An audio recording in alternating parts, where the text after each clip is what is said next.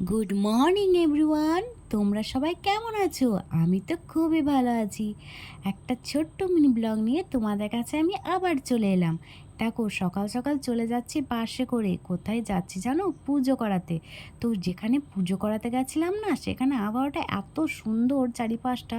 তো এই দেখো, আমাদের পুজো করানো কমপ্লিট। আমরা বাড়ি পথে রওনাও দিয়ে দিলাম। বাড়ি পৌঁছেই খাওয়া দাওয়া করে এখানে ঘুমিয়ে নিয়েছিলাম।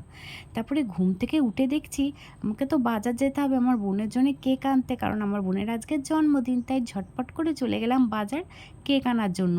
তো আমাদের বাড়ির সামনে ওখানে বজরংবলীর মূর্তিটায় আমার বোনের নামে পুজোও দিয়ে দিলাম। তো তারপরে বাজার গিয়ে দেখছি, এই দেখো, এই কেকের দোকানে চলে এলাম কেক আনতে। এই কেকের দোকানে কেক অসাধারণ টেস্টি, আমার তো খুবই ভালো লাগে।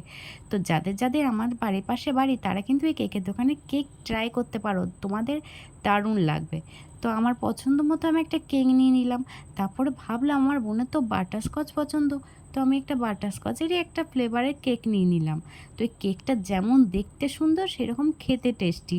তো বাড়িতে এসে আসার পরে না, ঝটপট করে ডেকোরেশন আরম্ভ করে দিলাম। তো নিজের হাতেই বেলুন টেলুন সাজিয়ে নিলাম। তো নিজের হাতে বেলুন টেলুন সাজানোর পরে রাতের ডিনারের জন্য তোমার রেডি করতে হবে। তাহলে তো তাড়াতাড়ি করে আটা মাখিয়ে নিলাম। তো রুটিগুলো করে নিলাম, তারপরে তড়কা করে নিলাম তাড়াহুড়ো করে। তারপর আমার বোন চলে আসবে।